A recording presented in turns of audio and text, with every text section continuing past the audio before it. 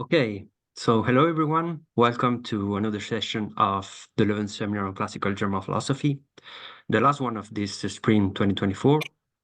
And today we have a special session with a book launch, a book by Naomi Fischer on Schelling philosophy entitled Schelling Mystical Platonism. But before I introduce Naomi and the respondent, I would like to invite you to switch on your cameras. Of course, it's not mandatory, but it's an attempt to emulate the environment of a face-to-face seminar. And please, if you can do it, you are invited to do so. So today, I'm very happy to welcome Naomi Fischer, who is associated professor at the Loyola University, Chicago. She has several publications on German idealism, especially on Kant's Third Critique and Schelling's Philosophy of Nature. And I would like to mention among these publications her article Life, Lawfulness and Contingency, Kant and Schelling's on Organic Nature, published in the Archiv für Geschichte der Philosophie last year in 2023. And also Schelling Response to Kant, the Bruno Critique of One-Sided Idealism, co-authored with Kevin Mager and published in Idealistic Studies in 2022. And of course, she's the author of the work that is the reason for our meeting today, the book Schelling's Mystical Platonism, 1792-1802, published very recently, a few weeks ago, I think, on Oxford University Press. And I want to say that for those who are interested in buying the book, there is a discount flyer available in the website of the seminar, and I think that Louis also will put it in the chat. You can have a 30% discount in order to buy Naomi's book. I will briefly present the respondent now. The first respondent is Paul Frank, who is professor of philosophy and Judaic studies at Yale University. Paul Frank has extensively published about post-Kantian philosophy, Maimon, Kant, Schelling, but also about Jewish philosophy and theology. Among his several publications, I would like to mention some of his recent articles that are related to our topic today.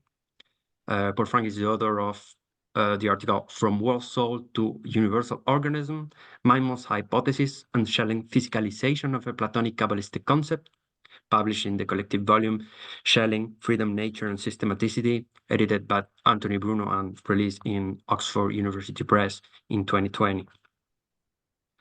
The second respondent will be Laura Follesa, who is a postdoc researcher at the University of Milano and works about cosmology and philosophy of nature in German philosophy. And among her publications, there are some that are also deeply related to our topic today. There is the article Cosmology, Astronomy and Philosophy around 1800, Schelling, Hegel, Herder, published on the journal Hopos in 2022. And finally, after Laura, it will be the turn of Carlos Soria Piña, who is also a postdoctoral researcher, but in Munich University. And his current research also is focused on the philosophy of nature in classical German philosophy. And I would like to mention also one of his recent articles devoted to Schelling entitled Matter and its Topological Operation in Schelling's Science of Reason, published in Kabiri in 2021. So the format of the session will be the following. Naomi will give a brief presentation of her book for about 10 minutes. Then the first respondent will have other 10 minutes to present his or her comments, and then Naomi will respond to the respondent for another 10 minutes, and then we will move to the next respondent, and so on. And after this, we will open the floor for a Q&A of about 40 minutes. And also after the Q&A, so I give the full program, we'll leave the Zoom open for more informal conversation without the recording, so you are invited to stay and share this moment with us as well. Okay, with that, I turn the floor over to Naomi Fischer. I'm very glad that everybody could join us today. So Naomi, please, the floor is yours. Yeah, thank you so much, Manuel. And thanks especially to Karin and Luis for organizing this. And, I'm delighted to be a part of this seminar series. And I'm especially grateful to all of the respondents. Lucky to have such great respondents, Paul, Laura, and Carlos. So yeah, let me share my screen here. All right, is that good? Are we good? Okay, great. So I'm just going to give hopefully keep it to 10-minute overview of the book. It's hard to summarize a whole book in 10 minutes, but I'm going to do my best here. And I know obviously this is meant to lead into lots of further discussion. So yeah, the book treats the very earliest period of Schelling's academic life, 1792 to 1802, sort of beginning with his very early years education at Tübingen and extending to the identity philosophy, just sort of the middle of the identity philosophy period, right before he left Jena. So the main thesis of the book, obviously from the title you can see, is Schelling is a mystical Platonist. And I specify that into two main theses. So the first thesis there is that Schelling is a mystic. By that, I mean simply that the absolute is beyond conceptual articulation, and it can be accessed in various ways through a special kind of intuitive insight, sometimes through works of art, through certain kinds. It can be approached like as a telos through certain kinds of progress, like moral progress or scientific progress, and it can be described in certain kinds of analogical formulations. So that's the first major thesis that I think Schelling is drawing from kind of Platonic tradition. The second one is that Schelling is a priority monist. And by this, I mean that there is one overarching unity in which all individual entities participate. And participation is the crucial notion there. The idea is not that they're sort of subsumed as parts into this overarching whole, but rather that they maintain both relations of identity and difference, that they're derivative entities in the way that they like sort of maintain, this relation of identity. So yeah, I'll specify that a little bit further on. And of course, I don't mean to say that Schelling is, his views aren't developed or refined over this decade, but my contention is that he remains committed to these two basic theses over this time. So what I mean by Schelling's Platonism is maybe different from contemporary notions of Platonism, which have this sort of strict demarcation into being and becoming. Schelling's Platonism was much more of a sort of hierarchical view of the world. There's a primordial, and I think for him, ineffable unity in the absolute, which is then like dirempted into contraries, striving to achieve unity once again. And so this is Schelling's sort of particular version of Platonism, which I think is drawing on various kinds of Plato himself, and then Neoplatonic tradition sort of emerging out of Plato. So in the one reason I wanted to write this book was because I thought Schelling offered something extremely distinctive in the post-Kantian German idealistic world, and that we sort of, when we weren't paying attention to those things that Schelling was drawing from this tradition, we sort of missed that distinctive aspect of his work. And so one way I try to set this up in the book is by talking about the aims of German idealism in particular, and then the way in which Schelling offers a distinctive way of fulfilling those aims. So the way I specify the aims, obviously there are multiple ways of doing this, but I think drawing on Jacobi and other people, you can say that philosophy in this period is seen as something that ought to be systematic, it ought to be grounded in and unified by a single ultimate principle, and it should also maintain convictions, common sense convictions about freedom, individual existence, and God.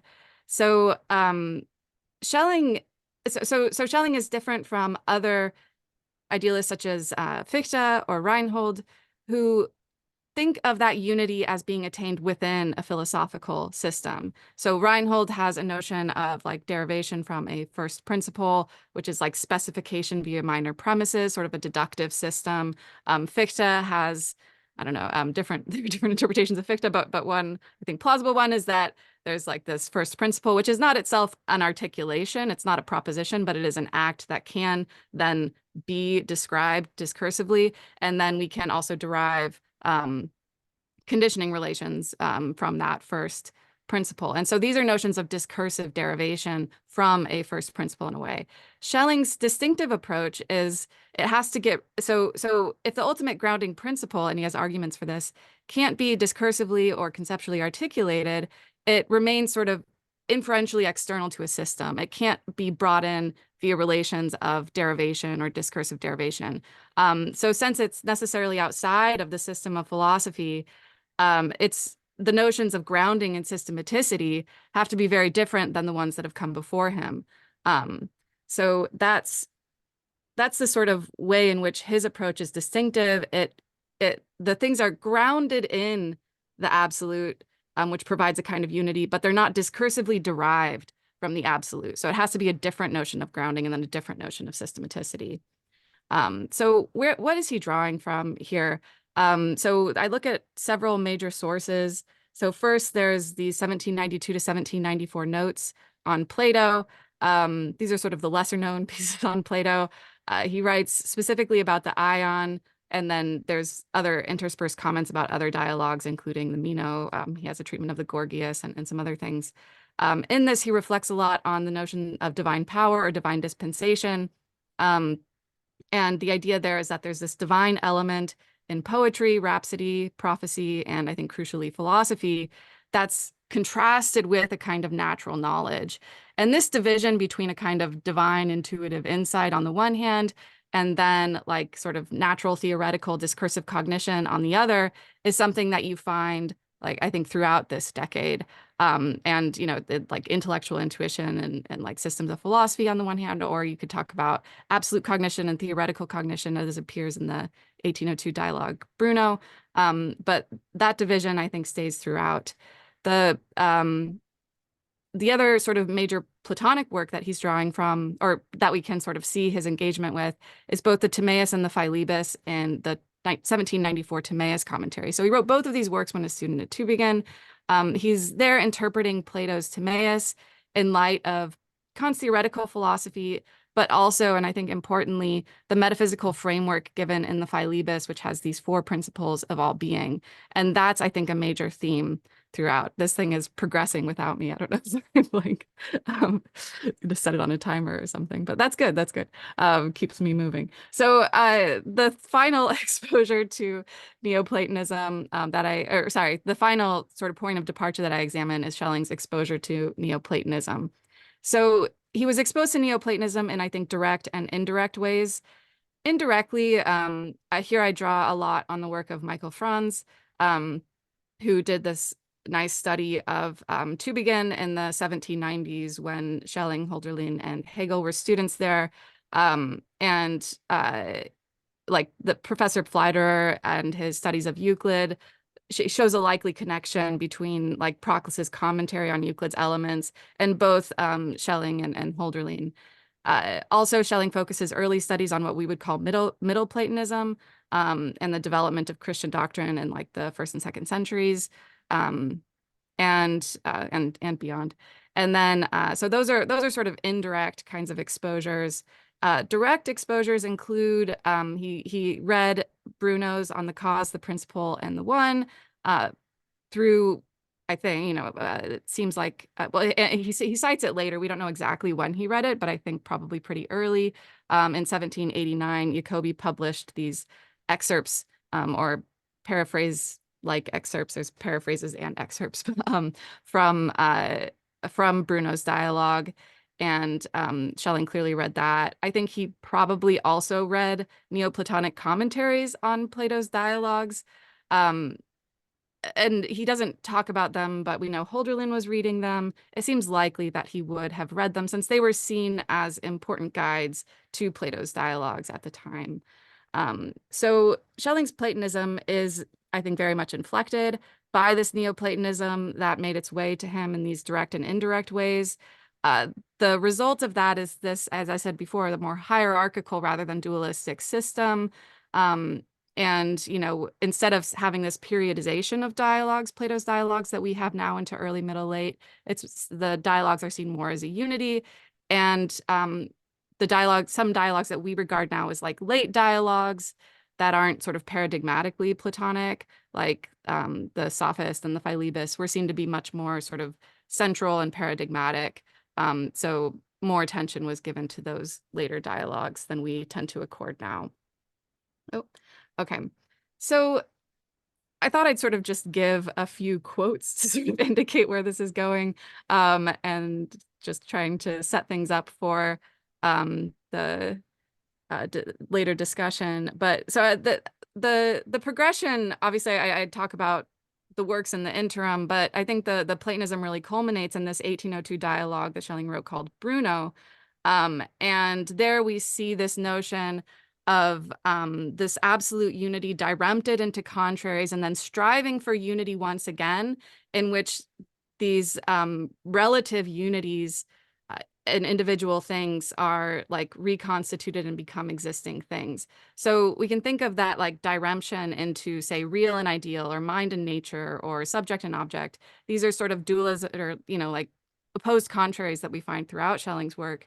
And the idea there is that the system of philosophy bottoms out in these contrary principles, and every individual thing is a kind of relative and composite unity of these opposed principles, which then sort of mirrors the absolute in its own idiosyncratic unity. So that's the way we get a kind of derivation that's based on this positive relationship of identity, right? So he says everything which is generally held to be real is based on the displacement or relative separation and then reconstitution of that unity. And so, you get these like opposed principles reunified into things that exist because they participate in the unity of the absolute, which is, possesses a sort of primordial, non-composite, simple unity of these opposed contraries. He says, we regard as that highest unity as the holy abyss from which everything comes and to which everything returns. And so again, that you see here a little bit of the mysticism, right? So that highest unity is for us an abyss. It's beyond articulation. Nevertheless, it's sort of the ground and telos of everything. And it's that striving for unity that gives us these sort of relative identities, relative unities. And then finally, does it not seem to you that this observation must convince us of how the existence of all beings can be realized from one and the same ground, and thus that there is but one formula for the cognition of things, namely, that each thing with its relative opposition of finite and infinite separates itself from the totality. However, in that through which it unites the two, it bears in itself the stamp and image of the eternal. This is for the following reason: since the unity of finite and infinite, real and ideal, in its completion is the eternal form, and insofar as it is form and likewise essence of the absolute, so then the thing whereby it comes into that relative unity takes with it a semblance of that absolute, in which the idea is also the substance, the form is the simply real. So here again, you get notions of like, so it bears this stamp and image of the eternal, but it's also separated itself from the absolute with the relative opposition. So we have this division, reconstitution, and then a kind of imagistic unity in these finite things. So these are sort of the works that, I don't know, I mean, yeah, I'm sure I'm running out of time here, but, sorry, talk about the absolute as ground and telos. This is, I think, is an important notion that Schelling's drawing from Neoplatonism, this notion that of paradigmatic causality, where that which is caused is sort of immanent in the cause. It proceeds from the cause and then returns to the cause. And this sort of schema of causality, I think we find throughout in terms of, as Schelling relates these individual things to the absolute, like how does something come from this sort of absolute ground? How do we get the world of finite things? And I think this notion of paradigmatic causality is Schelling's answer to that question. And then secondly, another major sort of theme of the book concerns systems of potency and the unity of opposites or unity of contraries. And I focus there on the first outline and introduction, where the opposites or contraries are limitation and productivity. Also in Bruno, we see a similar kind of opposition in Anselm's speeches between prototype and antitype that are united into images, imaging the unity of the sort of ultimate archetype. Oh, and sorry, here's just a diagram of that from the Philosophy of Nature. So this is the four principles of all being from Plato's Philebus, where the cause brings together limit and the unlimited to form mixtures. And we see this very strikingly similar schema for the first outline, where limitation and productivity combine to form nature or natural products brought together by a kind of ineffable cause. So again, these are the major theses, and yeah, I look forward to hearing the comments.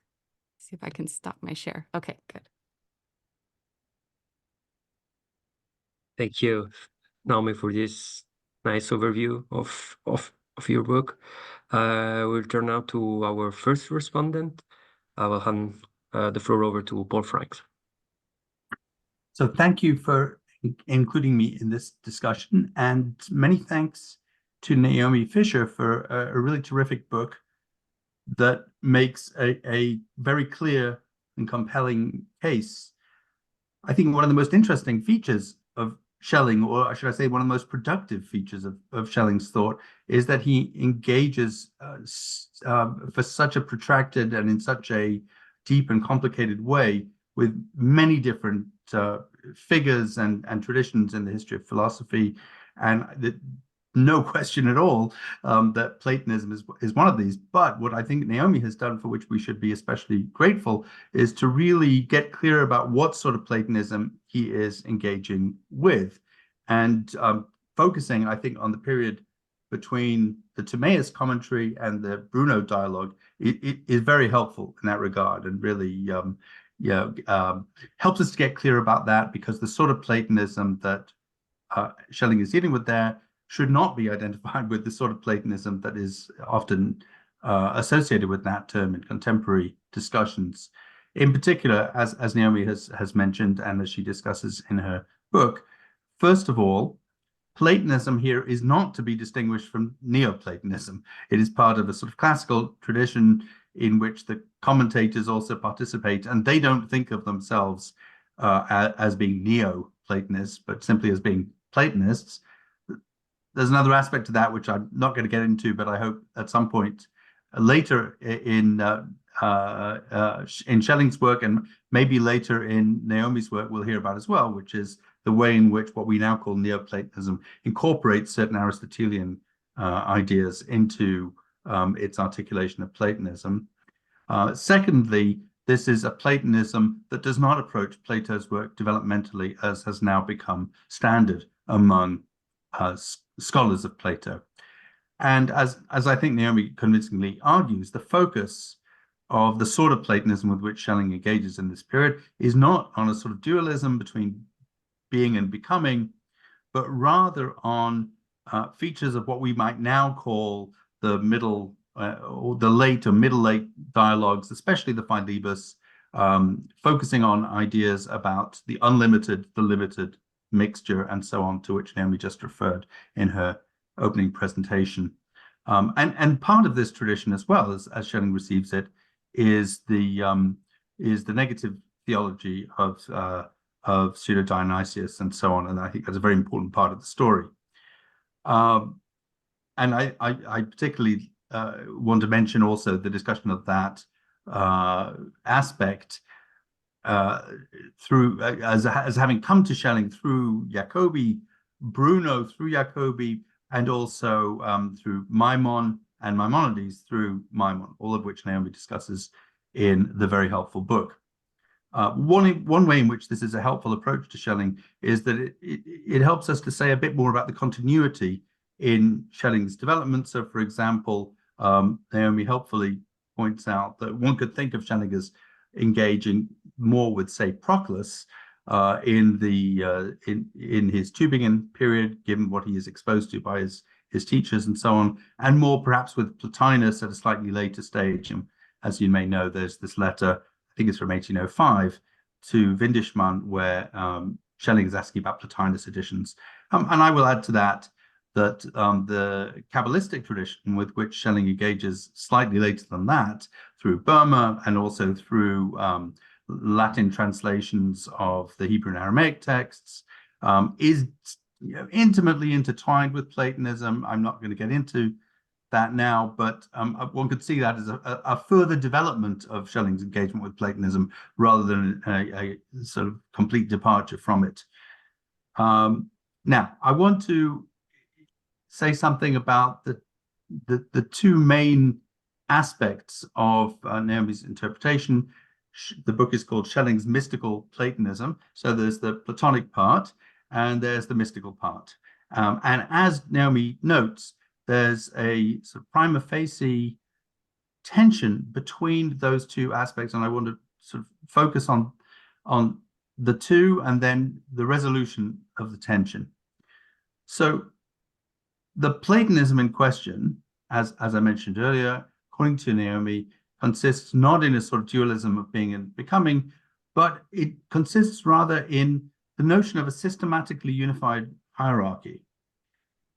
And this Naomi refers to as a sort of priority monism, although it is very important, I think, to pay attention to a footnote in the book where she distinguishes what she means by priority monism from Jonathan Schaffer's use of the term. And in particular, this is not a sort of mereological whole part notion here. And indeed, I would say that sort of priority monism, a form of pantheism, perhaps, where the whole is identified as the ground, that's already, I think, rejected in discussions of Spinozism, both in the debate about whether Wolff was a Spinozist early in the 18th century and in debates between Jacobi and Mendelssohn later in the 18th century. So I don't think that sort of priority monism is on the table, but this is a perfectly good use of the term. Again, with the proviso that one realize that it's not the same thing that Jonathan Schaffer is talking about. The mystical part then consists in the claim that the first principle of this hierarchy transcends conceptual distinctions and therefore discourse altogether. And on the face of it, that does seem to present a tension, because then, how can you articulate the system if the absolute ground is itself beyond all discourse? And I think that Naomi, in effect, offers a resolution of that tension, but I have further questions about it. Okay, so let me say a bit more about the Platonism. There is a footnote to my book, All or Nothing, and I want to, with a few qualifications, accept Naomi's, shall we say, reformulation of what I was trying to say there. I talk about German idealism in a very broad sense, and that has its dangers, because obviously it'll have to be articulated in much more specific ways for each specific figure, and even each specific figure at a particular stage in their development. And in the passage on which Naomi is commenting, I distinguish between dependence monism, where there's a single ground on which everything depends, and derivation monism, and the commitment to systematicity is meant to involve some notion of derivation. But as Naomi rightly points out, but I take this to be consistent with what I'm arguing there, derivation in the sense of a fully conceptual demonstration, shall we say, from first principles or something like that, that couldn't be what Schelling has in mind. She therefore suggests that in a way Schelling is closer to a sort of dependence monism. But what I want to say is that there is a notion of the derivative, however, which is not the same as demonstration from first principles. And I think that depends on the illustration by means of geometry in particular, geometry understood as construction in intuition. And Naomi does say something about that at some very important moments in the book, but I want to sort of draw her out on this.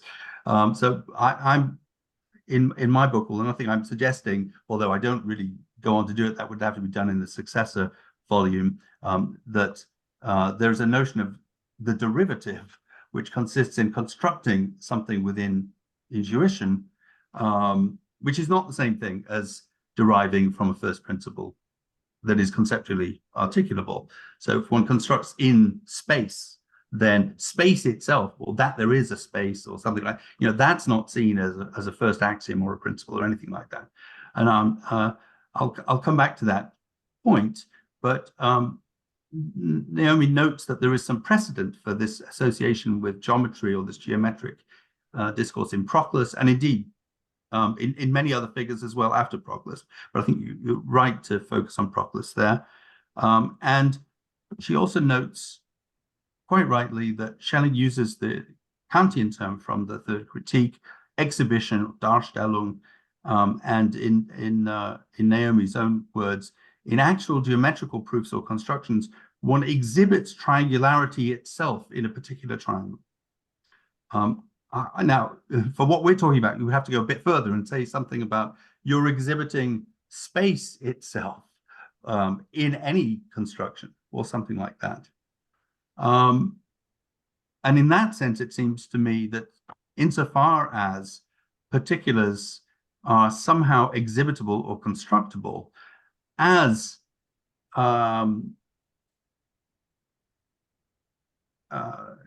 in a way that exposes or reveals, shall we say, the absolute ground, that they are in a certain sense derivative, and there's a certain derivation which is non-discursive. That makes it an exhibition, but there's a certain sort of derivation of the particular, sort of from the point of view of the absolute, from the point of view of the ground.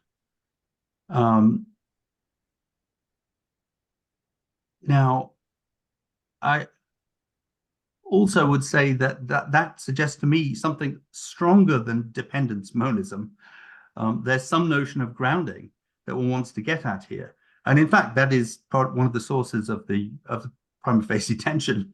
It's not just that the absolute is ineffable in these sorts of views, it's that the sort of grounding relation to the absolute is also beyond any discursive articulation, and that leads to questions about the completeness of the system. The system is complete, but in a way that points beyond discourse, beyond anything that is discursively graspable.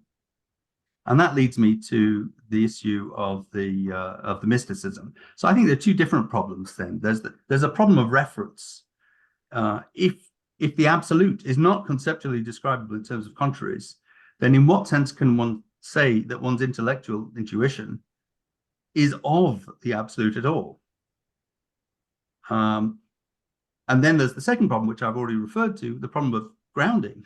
If the grounding is not conceptually describable, I mean, maybe one should call it post-grounding or something, and I'll get back to that term in a minute, then even if one's intellectual intuition can be said to be of the absolute, in what sense can we talk about the absolute as the ground at all? So in what sense can we even talk about dependence? Now, I think there's a somewhat standard answer to these sorts of questions, although it may be inadequate within the Platonic tradition. So first of all, there's this sort of negative theology move, and the thought is that the failure of positive affirmation with respect to God or the absolute is not just a failure, but in some sense it prepares the way for success. The more you understand what God is not, the closer you are to understanding something about what God is, although the term understanding has to be qualified there. Now, for example, in the case of Maimonides' guide, it's not just the failure to ascribe properties to God that gets you moving in the right direction. It's the specific failure of the cosmological proofs that try to ground everything in God. And the thought is that those break down, but they break down in such a way that they gesture or point to the ineffable. Now, obviously, there are lots of problems in even trying to formulate this discursively, and it would be better to illustrate it by doing it, by exhibiting the breakdown of the proof. But I take it that if that's all that happened, then it would still be problematic. You would have a sort of semantic agnosticism. It would be unclear whether you've achieved anything at all. But there is this third step, which is the non-discursive one, where there is some sort of non-discursive grasp of form and of the ground of form and of the grounding relation, or should we say the post-grounding relation, since it's what you grasp non-discursively through the breakdown of the grounding relation. Now, for someone like Maimonides, he thinks, well, we've got some access to that non-discursive notion already in dreams. Dreams are somewhat prophetic. We have it in prophecy, and in the complete culmination of the human or intellectual life, the intellectual perfection, which consists in conjunction with the active intellect, and that's non-discursive, and so on. But there's, yeah. if you could start concluding, it's yes, it'd be just great. getting to the final summation. Great, thank you. Yeah, but here there's only a sort of Neoplatonic return to the source, if you like, an overcoming of the body, overcoming of nature, and as Naomi Fisher quite rightly points out in a very important chapter, one of Schelling's great innovations is not to go in that direction. Rather, it is the completion of the system, or the culmination, really is in the particulars that exhibit the absolute. And that is very different from this tradition. I think in that sense, it already anticipates Schelling's later engagement with both Jewish and Christian Kabbalah, for which this is a fundamental point. Not about the overcoming of the finite, but seeing the finite as exhibiting the infinite. So I will ask, I guess, a couple of questions and then I'll stop. So just to reiterate the point about Platonism, is there not some sense of derivation monism in Schelling's view that the identity of the finite particular exhibits the absolute, and in the method of construction? That's the first question. And then the second question is about the mysticism.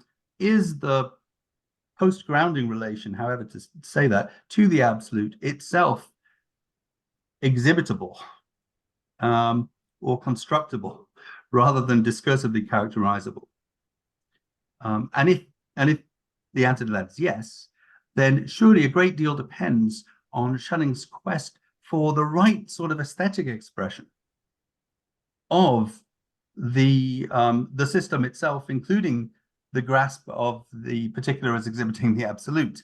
And what impact does that have on his choice of writing genre, and let's say his focus in the Bruno on the dialogical rather than the treatise form? Thank you. Thank you. Thank you so much. Yeah. Thank you so much, Paul, for these, really great summary of some, I think, points I like to think of it as central, and and really probing questions. So a couple of things. First off, I do like the idea that, I mean, so when writing about this, it was like, man, I notice all of these affinities, and it was hard to know whether to sort of present them as affinities or influences. And because, like, we just don't know necessarily what Schelling was reading at the time. Did he read Proclus? Like, I don't know for sure. It seems like there was some, I mean, like, it would be very shocking if there weren't some kind of direct exposure there, but we don't know. But I think the one virtue of thinking of it primarily in terms of affinities is that it explains, I think, these later sort of developments of Schelling's thought, where he's very sympathetic to Plotinus. He takes up Jewish thought in the way that you were describing, and we see a kind of a greater continuity there when we think of Schelling as sort of very sympathetic to this entire tradition. And so then the, like, well, who's he reading when question becomes a little bit less important. So I'm glad that sort of came through, that, like, there are these, like, strong affinities that sort of give a kind of more continuous story about Schelling's philosophical development, I think, not just during this period, but beyond this period as he moves forward. And I'm really glad you drew attention to those issues in chapter 7. Chapter 7 is maybe my favorite chapter. It's the one where I was like, man, I could make this like 5 times as long. There's so much here.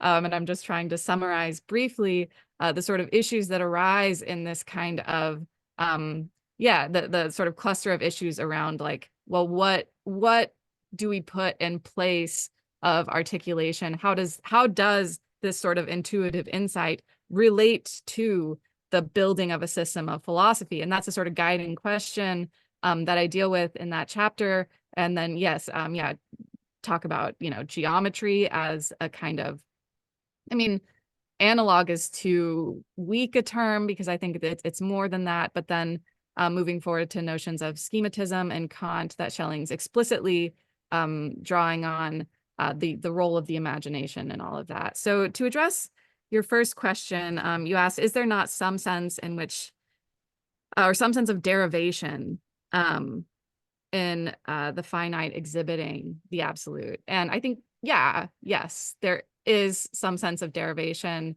I made a decision, I guess, to use the term derivation primarily for a notion of like what you just called demonstration, so like discursive demonstration.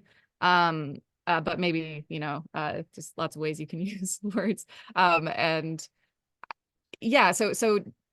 derive as opposed to merely depend. So dependence is, so Schelling, so obviously things depend on the absolute. If the absolute went out of existence, everything would go out of existence, per impossibile. But the notion of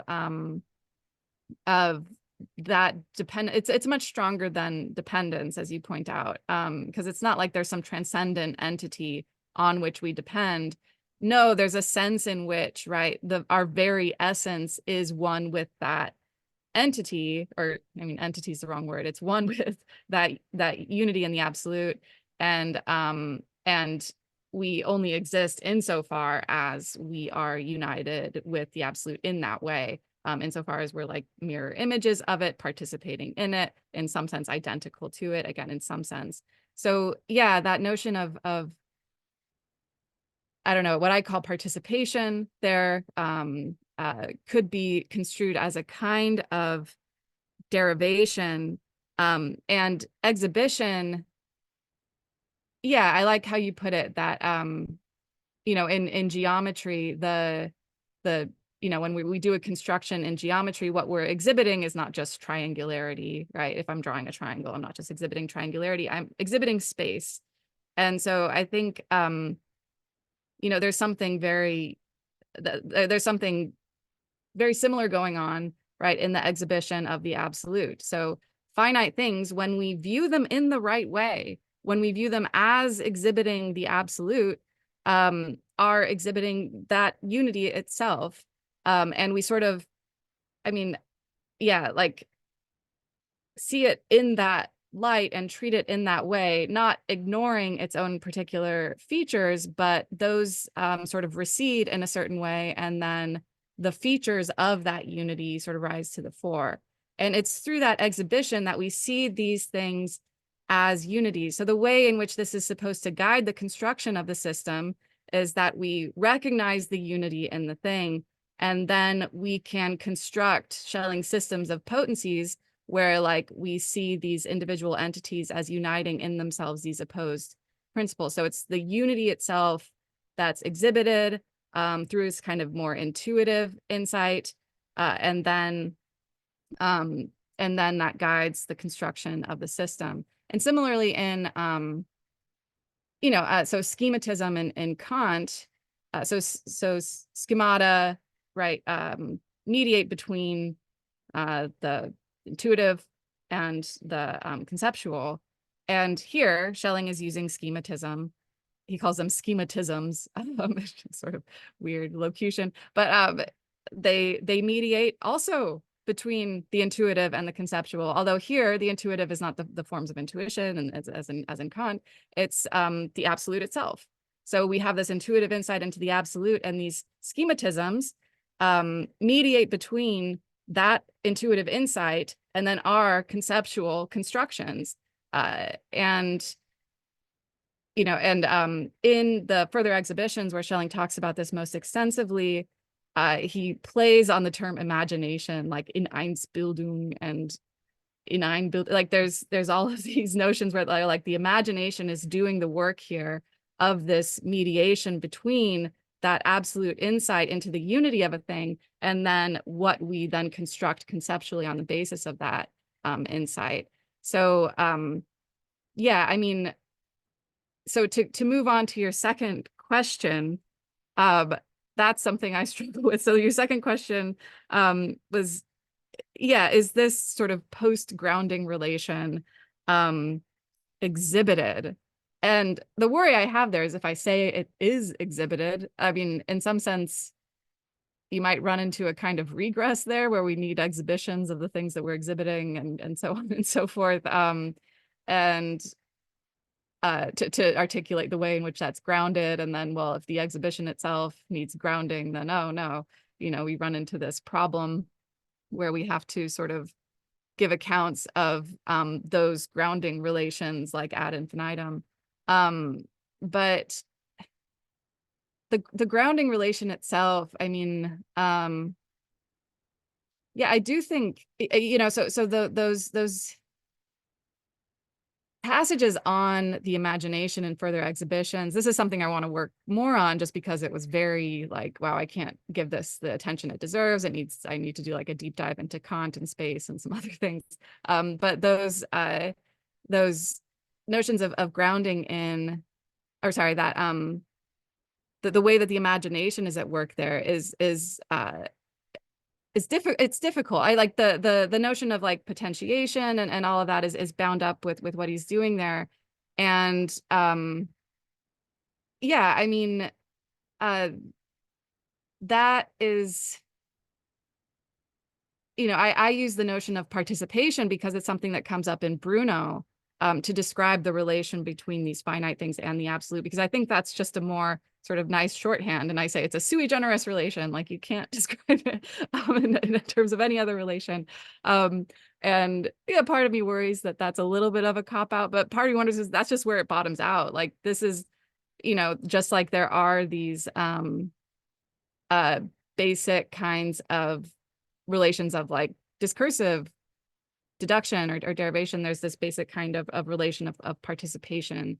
So yeah, I mean, I guess to answer your question, I don't think the grounding relation itself is exhibited, but I do think it might, yes, be beyond articulation in exactly the same way that the absolute is, because, I mean, how could you specify discursively a relation between something that you can't even articulate? And so, yeah, there is still maybe a tension there to be resolved, but yeah, thank you. I think that's it. Thank you, Naomi, and thank you both of you for this very interesting discussion. For first discussion, we'll move now to the next respondent. Laura, the floor is yours. Hi, thank you. And thank you for the invitation to this book presentation, to Naomi Fischer presentation. So my question first, do you prefer me to read or do you prefer just to have a comment? Because, yeah, because of my voice, and what is better for you to, so for Naomi, you prefer I to can have the understand. text or you prefer to have some comments like more easy? Whatever you prefer, Laura. I can Okay. understand you just fine. So whatever you prefer. Okay. So because I'm gonna focus on let's say two main things, and one thing is about the begin of the history of philosophy, which is a topic that was lively discussed during the second half of the 18th century. And the second element, the second topic would be some conceptual definitions like a focus on the concept of origins and abyss and so on. So the first step, during the 80s and 90s of the 18th century, so when Schelling was a young student at the Tübingen Stift, and when at the period he authored his early manuscripts and annotations, the debates about the origins of philosophy were particularly intense among philosophers, historians, and theologians, and also Orientalists, for instance. And these discussions were also connected with with the notion of Schwärmerei, so the notion of enthusiasm, which is also important for you, for what you analyzed in the book, and connection also with the notion of mysticism. And why this discussion was so relevant also from the point of view of the theory of knowledge, because they put together the definition of philosophy with a focus on the role of religion, of myth, and the relationship between conceptual thinking and the image thinking, so the analogical thinking. And Schelling was in this period, Schelling was involved in this discussion, and we can have notice of his involvement exactly from the manuscript that you, of course, analyzed in your book. So I'm focusing in particular in the period 92, 94, not only on the comment of Plato's Timaeus, but also on other manuscripts. And I have in mind the Geschichte von Gnostizismus, in which he annotated a series of books, of sources, and which are, if you analyze these sources, you realize that the topic, or one of the problems here, is exactly the origin, the history of philosophy, and the question about the origins of philosophy. And why this is important for your book and to understand the role of Plato for Schelling, because exactly Plato within this debate has been considered a turning point. So a special figure, a special thinker, in which we have the convergence of two words, so to say. And if we consider the debates during the 80s or the 90s, we see that different scholars have different positions and different interpretations of what Plato was in the history of the beginning of philosophy, or Western philosophy. So we have, for instance, authors like, sorry, I need to think. Sorry for that. So authors that you also mentioned, because they were sources of Schelling at the time of the comment on Timaeus, Dietrich Tiedemann and Wilhelm Tennemann, who consider Plato as the starting point of the history of philosophy. So they define the Plato as the real beginning of the Greek new way of thinking, so the rational way of thinking, by refusing all the mythological, visual or analogical impulses that were coming from the Eastern culture. So let's say for this reason, they refused the Neoplatonic interpretations of Plato, because they were working for define the figure of Plato as the rationalist. So they just selected what belonged to the pure rational philosophy. On the contrary, we have some other figures like Christoph Hadelung and Victor Plessing, which is also another important source for the young Schelling, who insist on the fact that at the Plato's time, religion and philosophy, so conceptual and analogical thinking, were still connected. And this discussion enters in Schelling's work, so we can perceive that he was dealing with this discussion at the time he was writing, for instance, the comment on Timaeus. So we find the fact that Schelling says, Schelling talked about the role of myth, the role of use analogies to transmit, to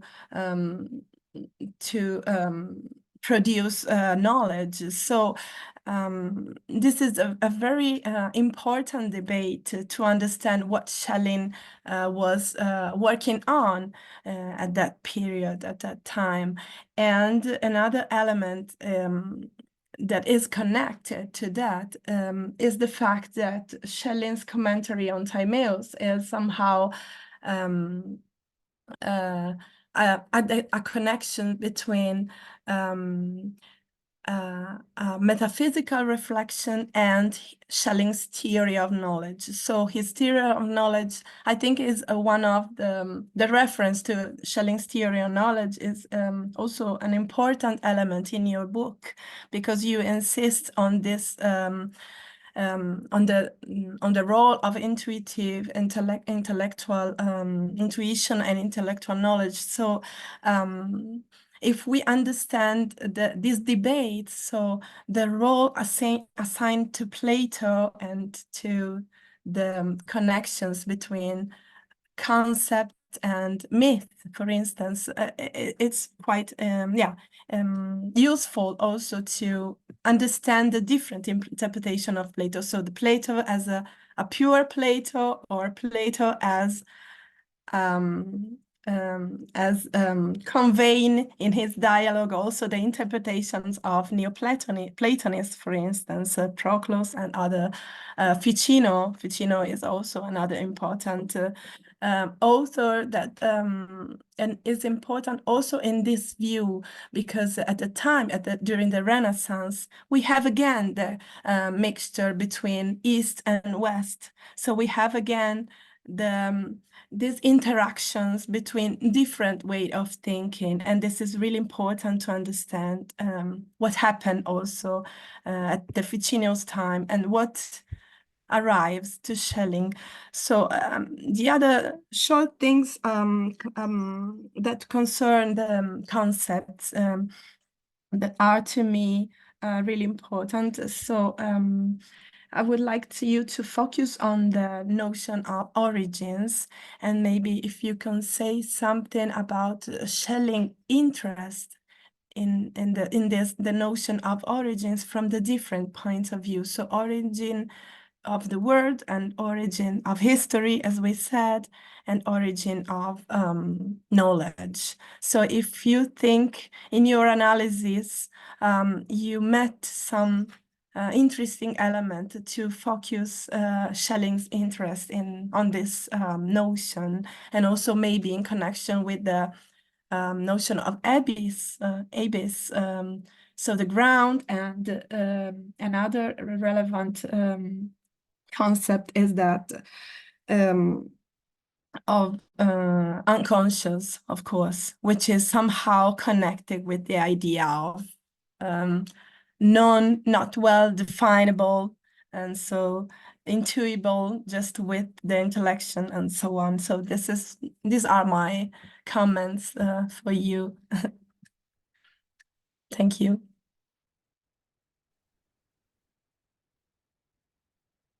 Thank you, Lara. Yeah. Naomi, you would like to answer?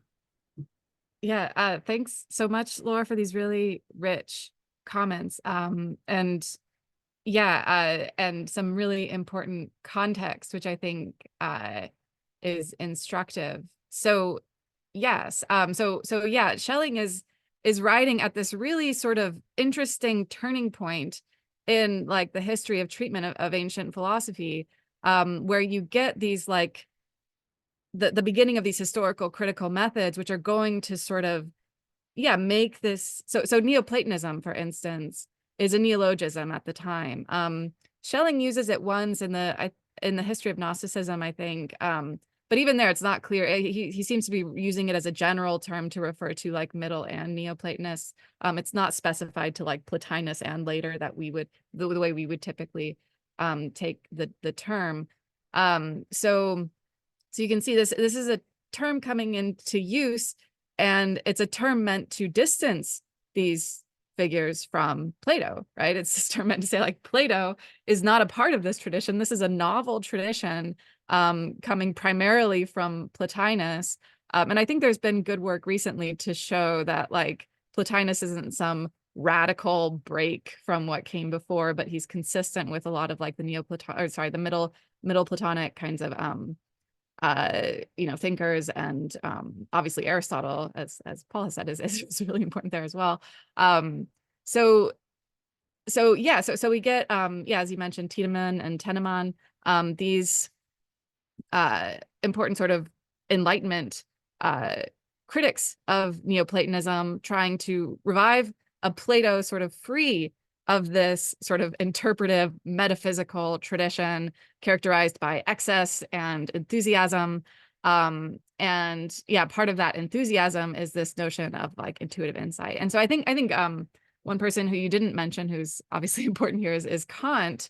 And the Timaeus commentary is this really fascinating work to see in this context of, okay, Schelling's got Kant on this side, he's got Tennemann and Tiedemann, and he's got Brucker as well too, of course, and Plessing is in there too. And the Timaeus commentary is sort of a takedown of Plessing's view of the forms in a way.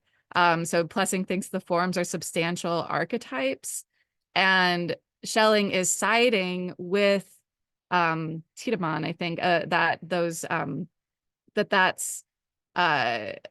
he wants to see them as like ideas in the mind of God, or in the divine mind, something like this, more in line with like critical thinking about these things. And but he totally misinterprets Plessing to think that by substantial he means physical, so these forms are like physical archetypes, and it's like, well, that would be a silly view indeed. Yeah, so it's a fascinating text to view in that context, and interestingly, Schelling seems to come down on the like Enlightenment side of things. And as I argue in the book, he seems to be guided by like Reinhold's critique of Plato that you get in the sort of later letters on Kantian philosophy.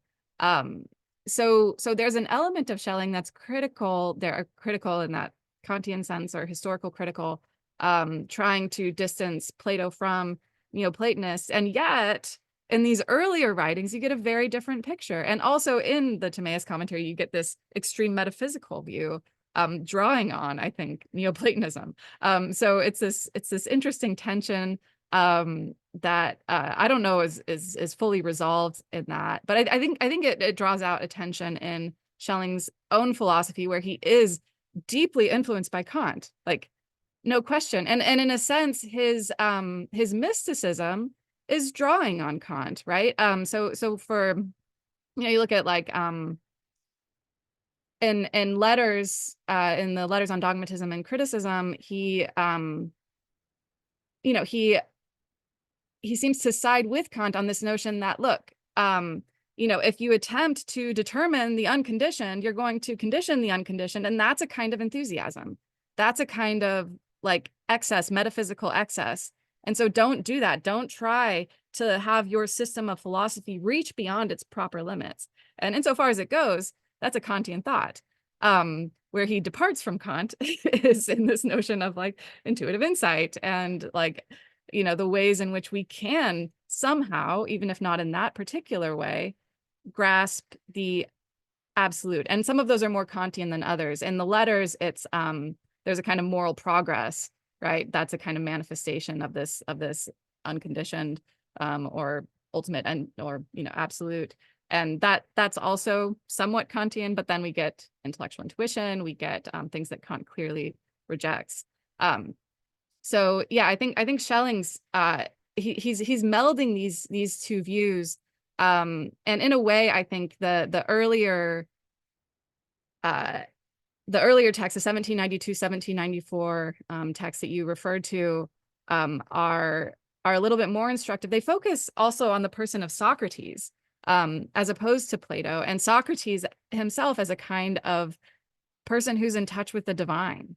And you know, the at the time, so Ion is a dialogue that's seen to be like what we read it now as fully ironic, right? Like Socrates is just messing with this rhapsode Ion and saying like, oh, Ion, you have no techne. It's because you're just like in touch with the divine.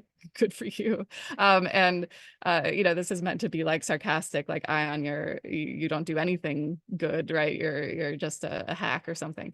But Schelling interprets it to be in earnest, and that Socrates means it when he says that the rhapsode has this sort of divine dispensation to interpret these divine poetic works.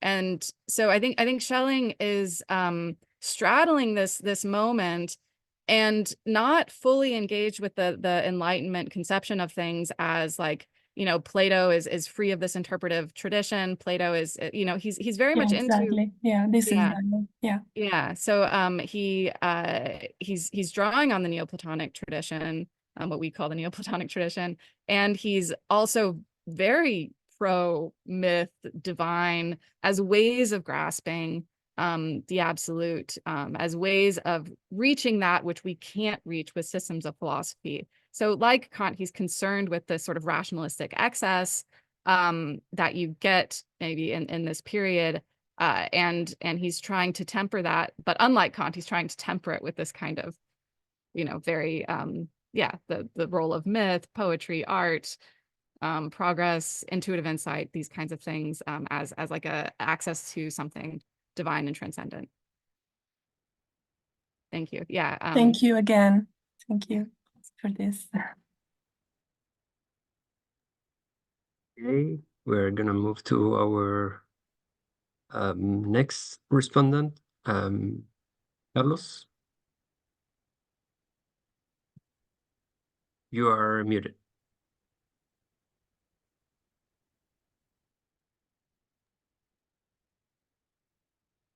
Can everyone hear me now? Perfect. Okay. Sorry about that. Just first of all, thank you to Naomi and to Luis Felipe, Professor De Boer, and the rest of the organizers for having me here, be part of this exciting event. I really appreciate it. I actually wrote a short review type text, which I'll be reading, and then I'll jump over to my questions and comments. I also have to admit that I'm a little bit struggling with jet lag. I see some people here were at the Spokane conference in the US. I was there and only got back yesterday, so if you bear with me, hopefully this will keep me sort of like get me on the right track. All right, so in the accompanying piece to Buchner's edition of Schelling's so-called Timaeus commentary, published 30 years ago, then president of the Schelling Commission, Hermann Krings, gave himself the task of characterizing the importance that Plato played in Schelling's formative years. His verdict was unequivocal. On first inspection, he submits, it appears as though Schelling Kantianizes Plato. Yet the admittedly conspicuous use of the Kantian concepts and terms, just as the interpretation of the Platonic doctrine of ideas, aided by transcendental philosophical notions, is met by a no less considerable opposed tendency to Platonize the Kantian doctrine of concepts. Indeed, upon closer examination, it is shown that Schelling more strongly draws the critical transcendental approach of Kant into the Platonic context of thought as vice versa. With her powerful and illuminating book, Schelling's Mystical Platonism, Naomi Fisher has effectively aligned herself with that verdict, which incidentally she also quotes in her book, but with certain crucial distinctions. Fisher has first of all broadened the scope of the analysis, going beyond the customary attention to Schelling's notes on the Timaeus and Philebus, in order to include his earlier works on the Ion, the Meno, and other dialogues, and to more extensively pursue their joint influence over a 10-year period of Schelling's early career, from 1792 all the way to 1802. Just as importantly, Fisher has taken on and masterfully discharged the additional challenge of interpreting the Platonic heritage in broader historical terms, thereby engaging with a host of other figures whose thought has also played a lasting influence on Schelling's philosophical agenda, including Plotinus, Proclus, Pseudo-Dionysius, and Bruno. And she has finally given us a more refined and very distinctive account of Schelling's Platonism by specifically characterizing it as a mystical one. That is, one revolving around the notion of an extra-systemic and conceptually inaccessible absolute, which nonetheless has its own way of ordering the system and of being disclosed to knowers within it through several varieties of non-discursive access. Although it may thus take its place in an already rich interpretive tradition that explores the overlap between Schelling's thought and Platonism, Fisher's book is ultimately a piece of scholarship which is all the more welcome as it is unprecedented in its exact goals and scope, and as it is insightful and rigorous in the methodology and execution. 10 minutes is, of course, way too short a time to cast a light on all the reasons why Schelling scholars should enthusiastically engage with this book, but I hope to provide them at least with enough incitement that they may go on to do so on their own, this talk being, after all, recorded. The central claim of the book is that Schelling finds in Platonism, broadly understood, resources which he creatively appropriates in order to formulate a unique response to the philosophical problems and desiderata left in the wake of Kant's overhaul of traditional metaphysics and of the oftentimes desperate ways in which its first inheritors set to the task of working out that overhaul's far-reaching consequences. From Spinoza to Jacobi and Fichte to Reinhold, the author treats us to a historical account that concisely yet forcefully conveys the tensions stemming from the rational demands for unity and systematicity on the one hand, and on the other from the risk that they may lead to fatalism and to the impossibility of counting for ourselves as free self-determining agents. In Fisher's account, Schelling opts to respond to these challenges in a unique way that reinscribe key insights from Platonism. Most importantly, by placing unity and its absolute source not within the system, but rather outside of it, further insisting that in keeping with that placement, a difference be drawn between logically linear or discursive derivation from the absolute, which will be eschewed, and a less constraining grounding through ectypal participation in the absolute, for which Schelling will opt instead. On the epistemological side of things, this leads to the notion that an ineliminable component of our cognition, and in fact the only way in which we can have any insight into the source from which everything in the system comes and the end into which it returns, is what Fisher characterizes as instance of divine dispensation.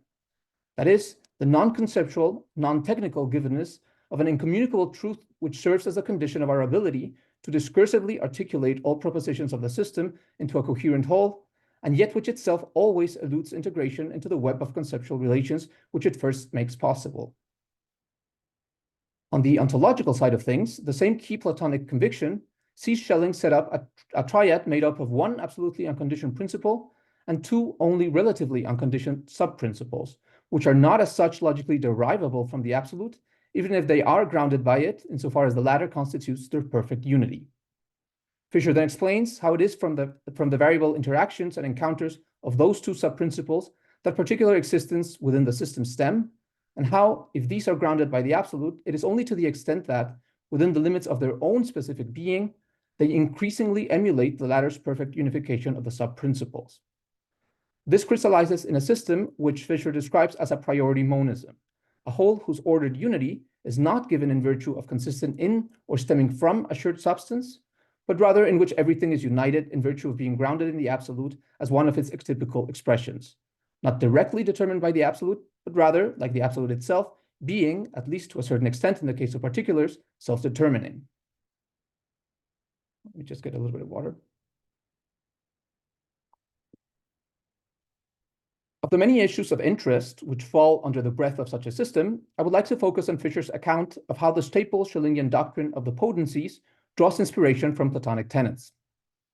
Fisher does not deny the influence of scientific developments of the day on Schelling's doctrine, but she does emphasize that the latter has an older conceptual ancestor in the kind of iterative limitation given by the encounter between the principles of the unlimited and limited that is at the basis of the methodology expounded in Plato's Philebus, and which in turn follows up on the Timaeus' demiurgic process of world-making, wherein a base of chaos is successively brought to greater harmony and conformity with the understanding. This model would then have been filtered through its reception by Aristotle and later on by the Neoplatonists, both early and in the Renaissance, who gave that iterative process a more strictly hierarchical, and in this case, emanationist structure. In making it its own, finally, Schelling would have taken up the idea of a hierarchical process of determinations taking place on the basis of other determinations, but with the crucial distinction that he reversed the direction of iteration and made it into an ascending process, gradually reaching higher and more unitary forms. According to Fisher's reading, therefore, a Schellingian potency expresses the notion of successively higher, more intensively unitary limitations of an original unlimited. In such an interpretive approach, we see what in my estimation is so valuable in Fisher's entire book, that it casts a light on fundamental yet often neglected aspects of Schelling's thought in such a way that it paves the way for a greater understanding and more nuanced study of it, while also highlighting its uniqueness within both the traditions of Platonism and post-Kantian philosophy. Now, I'll move on now to the more direct form of conversation with you, Naomi, and to tackling some of the questions that were prompted by my reading of your book. And in doing so, perhaps the first issue on which I would love to get your thoughts is one which is actually related to the foregoing account of the potencies. And that is the always, for me at least, very tricky question of how many principles are actually at work in Schelling's philosophy, something to which we know Schelling himself struggled to give a definitive answer for many years, and which in fact eventually prompted criticism by his Munich colleagues Görres and Bader, for example. Indeed, on the one hand, your book gives a convincing account of how Schelling operates with a triadic structure, according to which one principle grounds two relative principles, guiding their variable interactions into increasingly truer emulations of perfect unity. You also speak about a threefold structure of each of the levels in the potencies of the first outline. But on the other hand, however, you draw parallels between concepts from Schelling's philosophy of nature and the principles from the Philebus, which are 4 in number, much like Aristotle causes will then likewise number 4. Now, it is admittedly later in his career that Schelling will sometimes speak of 3 causes and a 4th one, which constitutes the cause of causes, la causa causorum. But indications of the possible need to go beyond triplicity are present early on. For example, in the 1800 general deduction of the dynamic process, he submits that a triadic structure consisting of the synthesis of attractive and repulsive forces, which gravity affects, can only actually rise to the level of phenomenal existence in virtue of light's further transfiguration. Granting that the notion of iterative limitation entails such overlap of successive triads and their principles, the fact that no actually phenomenal existence as such could be given prior to the first such overlap still begs the question of whether the principles really are 3 or 4. Indeed, this question of the number of the principles is one that not only brings into focus the different roles of unity as origin and telos, later also of the difference between the Ungrund and God as such, but it is also one that evokes it is also such a problem that evokes the encounter between Christian triunitarianism and Pythagorean quaternarianism, for example. I would love to get your take on if and how you think Schelling brings both of these into harmony. Another aspect of your work that I take to be spot on is the claim that only by drawing a distinction between substance monism and what you've called priori monism can we hope to keep the door open for a possible integration of freedom into a system of otherwise closed linear predetermination, and yet do this without thereby dispensing with the rational demand for unity and groundedness.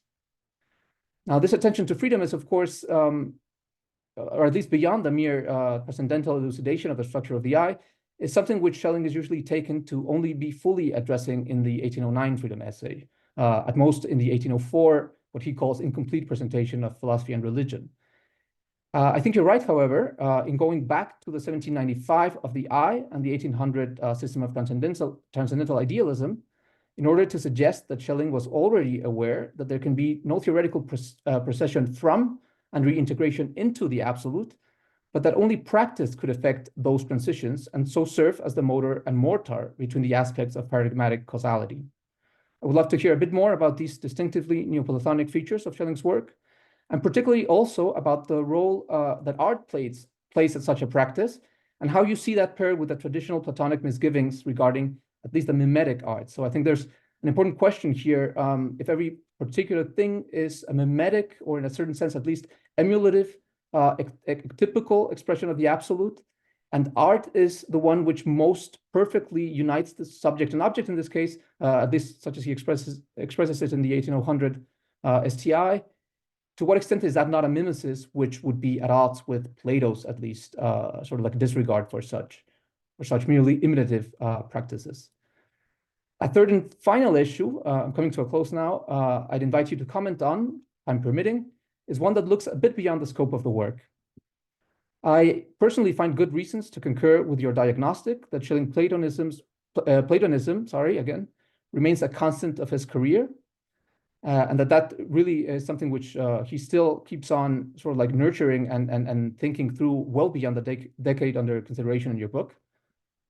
And so although this is perhaps asking you to talk about your next book rather than the current one, I'd still be very interested in hearing a little bit more about the extent to which you think that this mystical Platonism remains operative. I'd like to know whether in your eyes it diminishes or becomes mitigated in its importance, whether it increases. And above all, I would like to know whether you think that it in any way influences the very late conviction that philosophy must accommodate within its own unity the two aspects of the negative and the positive. There's of course another host of questions which I would have loved to pursue with you in conversation. We'll leave those for the Q&A or for another occasion. For now, I'll just express a sentiment that I'm sure others here will echo, and that's that I really hope you pursue your project further and offer us guidance in the study of Schelling's Platonism beyond 1802. Thanks again for a great book and for letting me be a part of those that got to react early to it.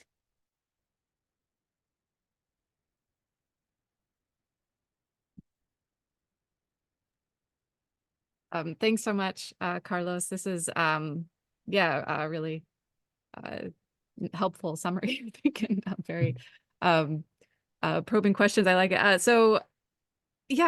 I'll just sort of go in order with them. Although I think like the second one is that really distills some things for me. But the how many principles, I think, is even maybe an important question when it comes to, so there's a point in the book where I just sort of give like a one-to-one correspondence between the four principles in the Philebus, and then the four principles, as I say, in the philosophy of nature, specifically in the 1799 first outline, the subsequently published introduction to the first outline. So the four principles of the Philebus, right, are limit, unlimited, mixture, and cause. And so cause brings together limit and unlimited to form mixtures. So as you mentioned, this is obviously incredibly important metaphysical schema for Neoplatonism, particularly in Proclus and then Proclus's Renaissance successors, where limit and unlimited are the sort of two principles immediately subordinate to the one, and everything else is a mixture. And so those, so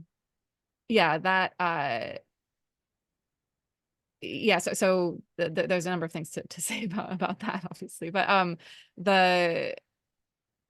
so Schelling's use of this, I think is importantly, I draw that one-to-one correspondence, and I think that's there. Oh, sorry, Laura, I'm not seeing, or you got to take off. Thanks again, for everything. Thanks.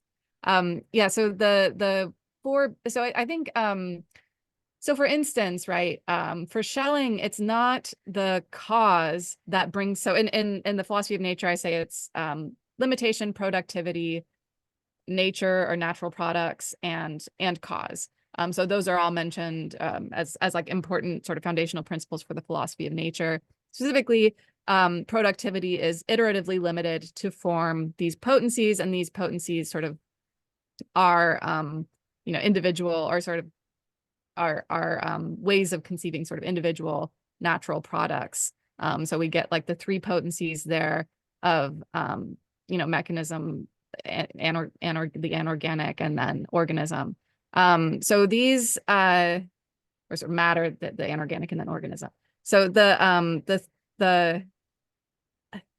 for Schelling, it's not that the cause brings these things together. It's that like the mixture itself is sort of bringing them together. So it's that unity. And for Schelling, I think really there is like three principles that like because you can't meaningfully distinguish in a way like to enumerate cause among the principles is sort of a weird thing, because the cause is supposed to be beyond our like sort of ways of conceiving things. So to make it like operative in a way that is like its own sort of metaphysical entity operating as a cause in a world of causes or something, that's like not right. So it's the mixture itself that I think is like emulating cause and bringing together productivity and limitation here, right? In the philosophy of nature. Now, I mean, that doesn't mean that, you know, there's a way, you mentioned like Trinitarian theology. I think what happens further on is that Schelling sort of engages more meaningfully in these religious traditions, and is thinking more in terms of like Christianity or Judaism, or you know, like these kinds of ways of conceiving like how things come to be, partly, you know, for reasons that like Laura brought out in her questions, because he thinks that they're not themselves like something that we can just sort of think about in terms of like, you know, like coming up with a system of philosophy, that we need sort of these mythological or extra discursive kinds of insight that may be provided by a religion. But these, yeah, I do think that, you know, the one principle that is the ground is sort of the ground of the whole triadic structure. And then when we articulate the triadic structure in nature, we're sort of articulating, you know, this, it's not, yeah, I think, you know, just to bring it to a head, I guess, I think that the whole enumeration of principles maybe is a red herring when what we're talking about are sort of fundamentally different sort of categories of being. I mean, even to put it maybe too discursively, like it's like, well, you can't just like enumerate these things together. There's ways in which the triadic structure in nature is itself a kind of emulation of a higher triadic structure, and each potency is a recapitulation of that triadic structure. So I think for Schelling, it's triads that are most you know, operative here. But I think that's consonant with the tradition from which he's drawing. So maybe I should learn more about this particular debate about like numbers of principles, and I might have something more interesting to say about it. But like the second question, I think is, yeah, you ask, you know, in what sense is freedom already operative in this early period? And I think very much so, right? So I mean, he mentions freedom here and there, but I think when we think about the ways in which he's making these finite things like their own, they have their own independence and integrity, right? So that itself is a kind of like that kind of self-determination that you get in these individual things. Not just, I mean, human beings have it like consciously, like we're like conscious of our own like principles of freedom, of productivity, of progress, but shot through the whole system is notions of independence. You know, in the freedom essay, he says, you know, you can't have dependency without a dependent. And this is, I think, a sort of nice statement of his relation to, say, someone like Spinoza, where it's, you know, you like, can you have something derivative if it's fully determined by something that it's like this higher thing? And I think Schelling's answer is just no. What you get is then just the extension of that higher thing. So what you need in order to have even a kind of derivative entity is a kind of integrity, a reason to set it out and say, this is its own thing, a kind of what we would call substantiality, right? Self-determination in the entity. And how you get that is through this positive relationship of participation for Schelling, I think. So, he says again in the freedom essay, sorry, you get this notion of derived absoluteness in the freedom essay. And, we can like anachronistically maybe like throw that back here and say, that's what's going on here as well, right? These individual finite things they have a kind of derived absoluteness, a derived self-determination. They are not, they're still dependent on the absolute, but we can even say they are dependent on the absolute because they exist in their own right. And so freedom is, what culminates in human freedom is sort of manifested at these lower levels in terms of just mere independent existence and a kind of self-determination. So what we get in human freedom is a kind of conscious and fully formed expression of that derived absoluteness, but it is there already in these lower forms. I think, obviously there's new things in the freedom essay. To answer your third question, he's obviously concerned about evil in a way that he hasn't been before. He's concerned about what it means to be a person, I think, in a way that he hasn't been before. And he's concerned to think of God as a person and somehow reconcile that with this notion of ineffability, I think that we see in say the unground. So I think all those things together, show development, but they also show consistency. So yeah, what we get in the later philosophy, and I think you're right to sort of point even more distantly forward at the positive philosophy and the ways in which, like the notion of the positive and the negative there, it's not the same, right? That's what we're getting in these very early years. But I think it is like a descendant of what we're getting in these early years. And that the story there is much more one of consistency than one of like a series of radical breaks, as it's sometimes been articulated in the past by scholars of this period. So so I'm glad that came through. I think to get into sort of like the details of how those things are similar, how they are different, and the ways in which Platonism continues. Again, like you said, it's another book. I don't know if it's the next book, but hopefully one day I'll get to those topics. And thanks again, Carlos. Thanks. Thank you, Naomi, and all the speaker for this very nice discussion. I think that we already mentioned a lot of topics, and I'm sure that there will be a lot of questions about what you have just discussed. So please, for the Q&A, use the tool raise your hand so I can give you the floor in order. Karl Ameriks? Can you hear me? Yes.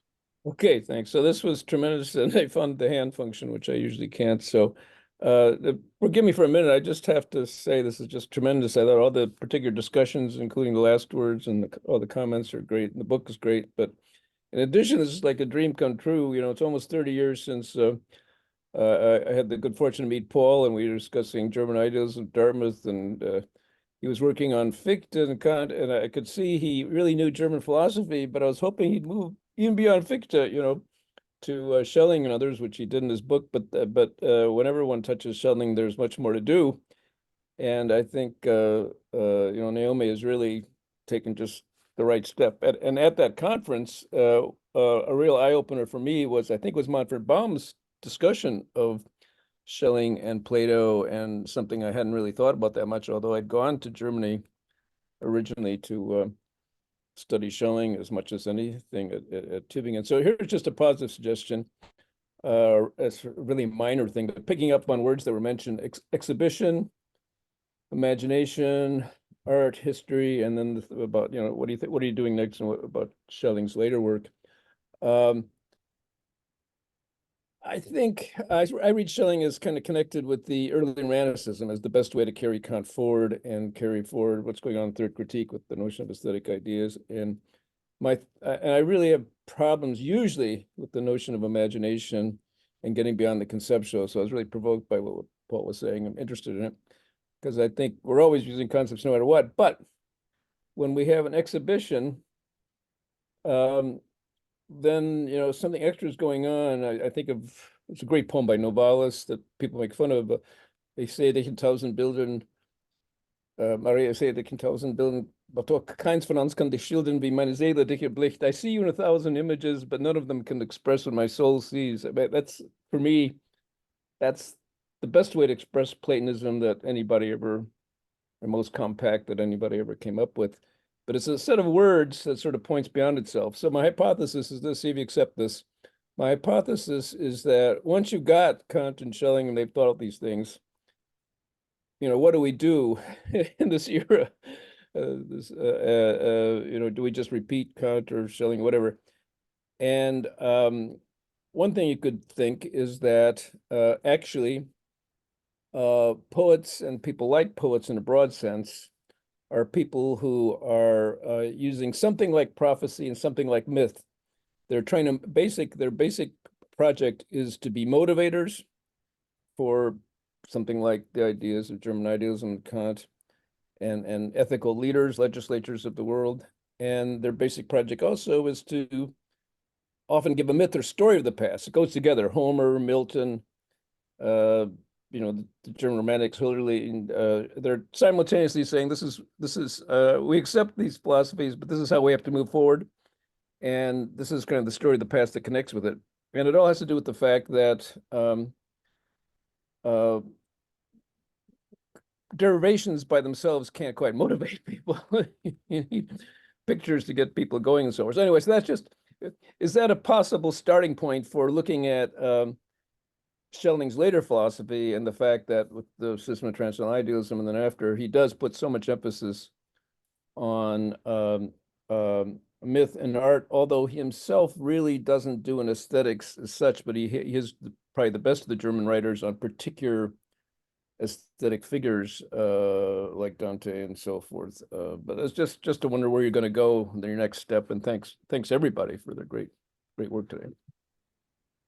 Yeah, thank you, Carl. And yeah, this connects with Paul's question about like the dialogic form of Bruno, I think, and whether and to what degree Schelling is in some sense an early romantic. And I think you see actually another dialogue to Clara, which comes later. And there I think he's also toying with different sort of ways of doing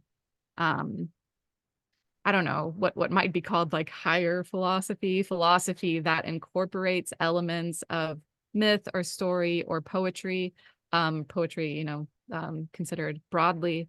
And yes, so I think the best place to look at this, and I don't see this going away so much, is in the like appendix to the system of transcendental idealism. He talks a bit about art. He talks about mythology also earlier in the work, saying we need a new mythology, and that there's a sense in which philosophy can like reach a quasi kind of completion, but the only way things are actually completed is in art. And so like the ways in which art sort of presents to us a notion of completion that can never be reached in a kind of system. So and also this is throughout. So I think there's a lovely little footnote where in 1795 he says, "Oh, philosophy, what a lovely word! It's love of wisdom. It's ever striving." Right? Like I don't have it verbatim in my mind, but like the idea that like it's always incomplete, and that like what we look to as images of the whole is not like a system, right? A system will never be like a fully formed image of the whole. Only poetry can do that. Only art, only myth can do that. And so I think what we get Schelling toying with in Bruno and in Clara is this notion of like, well, maybe I can like tell a story, the Timaeus myth, I think, is an important one there. I mean, for the very reasons that Schelling is offering a dialogue, I think Plato is offering his own dialogic form. He offers the creation story in the form of a myth, saying like, look, we can't really get much better than this. Like this is the best we can do. But it's like this divinely inspired thing. So it's not like a sort of sad story where it's like, oh, all we can do is offer a myth. It's like this is we can't sort of given a full precise articulation of things. We can only have a story that sort of highlights those things that are most essential.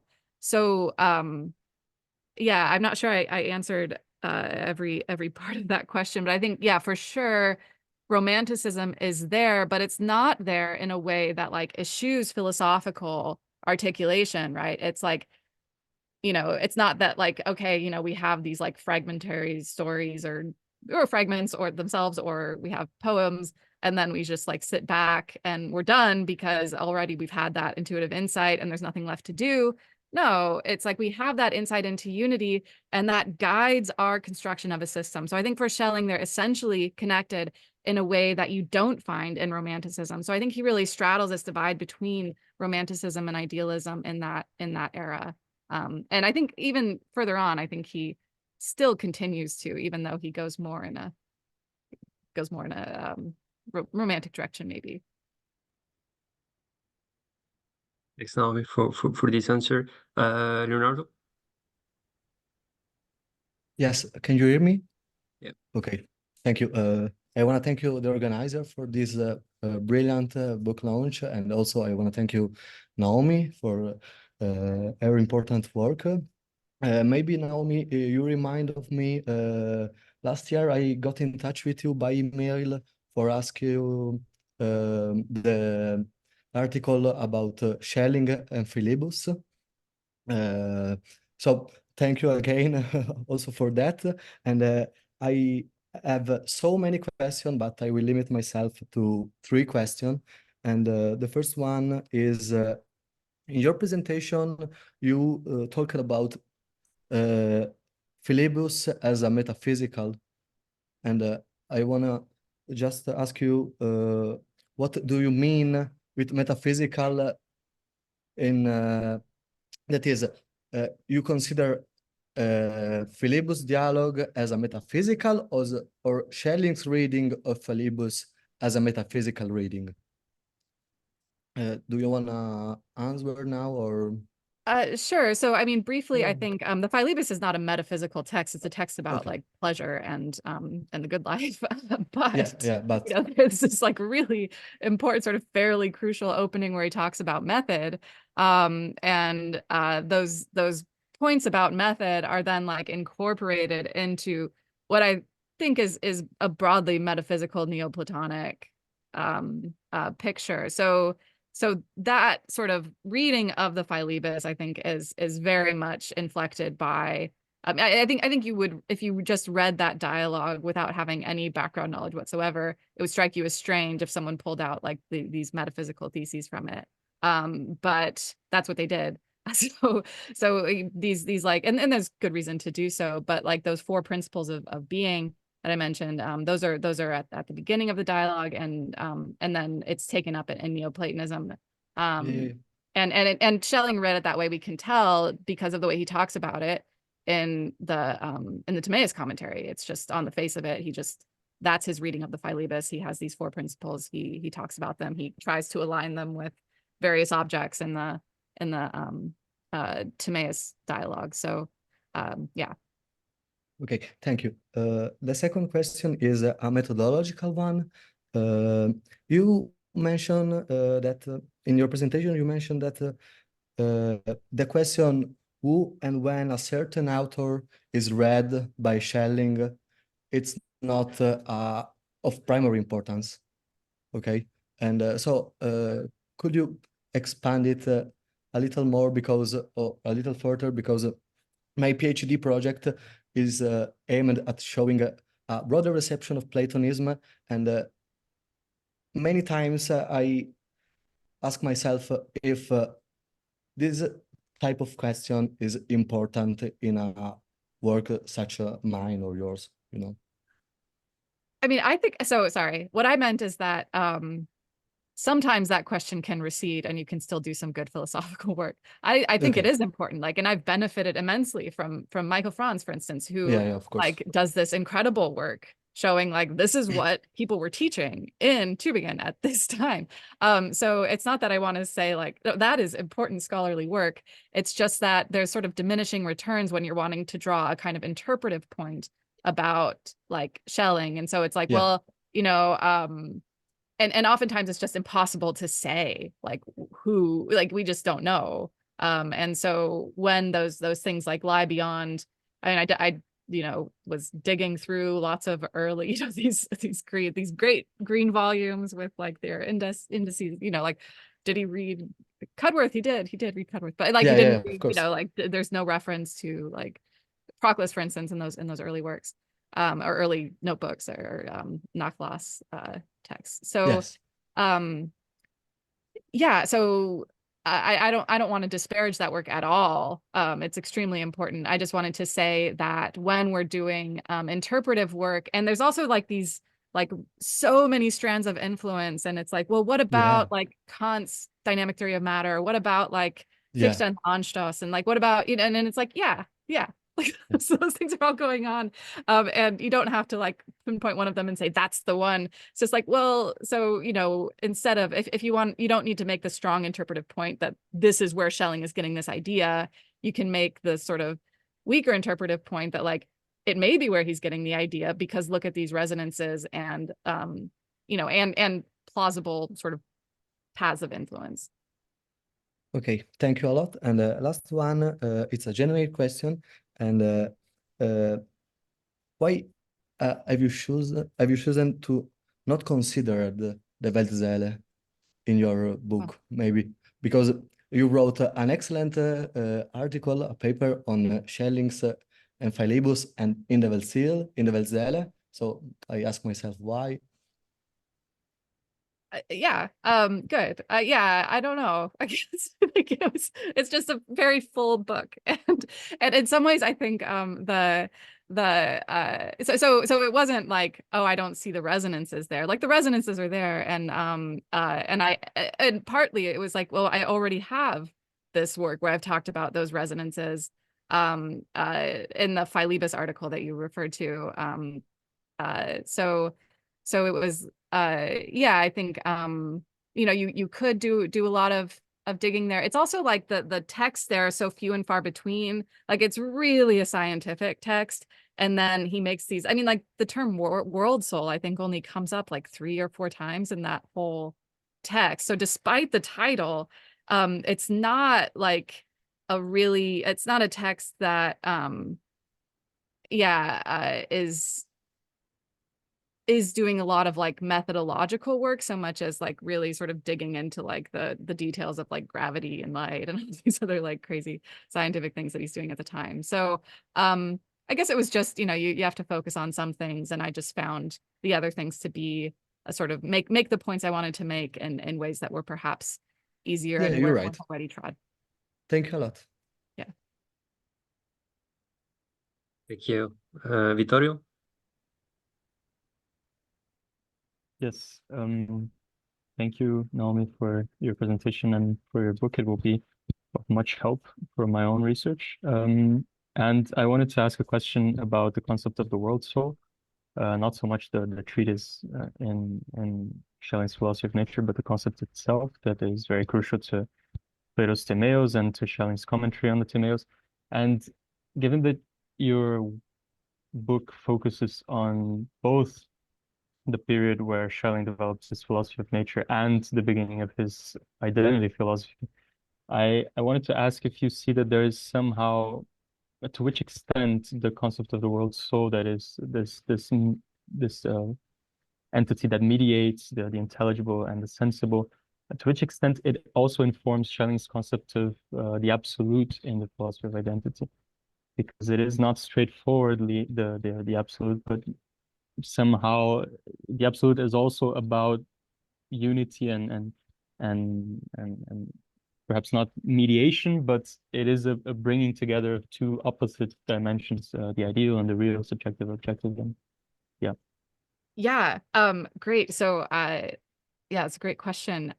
And so I think this comes to a head in further exhibitions where he talks about he doesn't say the term world soul, you know, and world soul actually. So the word he uses more frequently is universal organism, and I think that really highlights the way in which this like final potency of nature is a kind of the highest manifestation of the absolute. It's not the absolute. So I want like it's not like, oh, this we find like that's it. So I think interpretations of Schelling that emphasize maybe or who that want to be sort of more naturalistic might want to or tend to see that sort of allgemeine Organismus as that's like that's the absolute or something like that. In further presentations, it's like the culminating unity that arises from both potencies or both sort of series of potencies. He says it's like the most perfect organism and the most perfect work of art. And it's this whole that includes, you know, everything. So it includes human beings and everything else. But I think even there, it's still not the absolute. It's just the highest manifestation of it. So I think that's where you get the world soul. It's also so the world soul more refers to, I think, like the organizing principle of the whole, as opposed to like the whole itself, which I think allgemeine Organismus is the whole itself. So it's a more like materially given thing. I think it's important for Schelling that this like more the soul, like you can't sort of strip it out and say like, oh, this is the thing that's the unity. The unity is the whole thing. So it's a sensible unity in a way. So there you see in the earlier work in both the Timaeus commentary and I think also on the world soul, the notion of a world soul is an organizing principle, which is not really yet a unity. It's only a unity when it's sort of in its unity with like everything else. So yeah. Thank you. Anthony, we have time for another question, but if you had other question, we can also discuss it in the more informal part. So don't worry, if we run out of time, we can also use this time for continuing the discussion. Anthony? Okay, thanks. Thanks, Naomi, for this book. This is a lot of fun. It's great to see everyone here. And I'm hoping my Wi-Fi doesn't drop out. It's been acting up, so try and get this out. So I'm wondering if at some point during the writing of the book or after this discussion, you think that Schelling's mysticism sort of puts him out of step with the other German idealists, or rather puts him more sort of at the center of what German idealism is. And so I find myself vacillating on this issue, and Paul already touched on, you know, the need perhaps to tread lightly on, you know, what it means to stick your neck out and say, this is what German idealism is. And, you know, is it a unified view, or are there just family resemblances? But I'm focused on the mysticism part here, because you can imagine a Hegelian saying, this idea of like a non-discursive ground and its arguably non-discursive relationship to what it grounds is like a step toward philosophy, practice of sort of an artistic or pictorial step in the direction of what true philosophy is. Or you might think at its worst, it's just Schwärmerei, or, you know, it's true that just at the end of the focus of the theory that your book focuses on, that Hegel will say laudatory things about Schelling's ability to conceptualize the subject-object identity, you know, better than Fesa, but also it's, you know, a few years before he'll say things about cows at night and whether or not this targets Schelling. And so you might think that puts Schelling out of step with what German idealism is. But some of the things that have come up already about the need to make recourse to non-discursive or non-strictly conceptual forms of address, and also where that address is specifically dialogical, reminds me of things that Fesa is saying around the same time, where he's telling Reinhold things like, you know, the concept of something like the outer shell of philosophy, and I'll constantly change the conceptual terminology I use, because that's not what's important. What's important is a kind of performance, a kind of demonstration, you might even call it exhibitio, of one's own instantiation of, you know, the absolute freedom that he calls I, to everyone's consternation. And also the fact that that's always a dialogical format. He's constantly referring to parental relations, pedagogical relations, theological relations of address. And, you know, Paul's done great work on, you know, how this connects up with the other ideas from Jewish philosophy. So, but if that's the case, then it looks like, mutatis mutandis, and we know the rancorous correspondence between the two. Schelling and Fichte look more sort of unified on this like core feature that your book is about, which is about the mystical element of German idealism, and which is not to say that Hegel then is not one, or he's peripheral, but it raises admittedly a big picture question that I'm kind of fumbling through, and I guess I'm wondering what you think about that. Yeah, and I do think yeah, that's helpful. The differences, I think before sort of when I was originally writing the book, I was thinking like, oh yeah, I tend to just be very dismissive of Fichte, which isn't great. But I was thinking like, Fichte just has this like deductive system. It's like, yeah, okay, he says self-positing I, but whatever. Like that. So I think it's right that like you don't want to overstate the differences between Schelling and Fichte. And I think like what you get in Fichte's early like 1794 Grundlagen, I'm like forgetting the names, but the 1794 work, where you get there's the absolutely unconditioned, and then you get like two subordinate, like a conditioned relatively unconditioned principles. Schelling's like drawing from that directly, I think.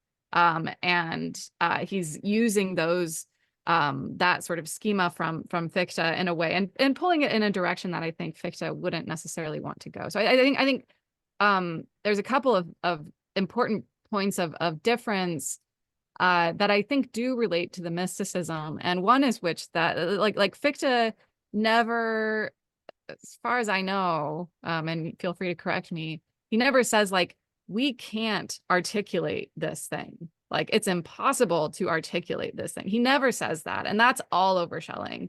And so that I think is a major difference, because then Fichte can talk about the thing. He can give the grounding relations. He can talk about derivation, where Schelling, it's like, or sorry, like demonstration from that in a way.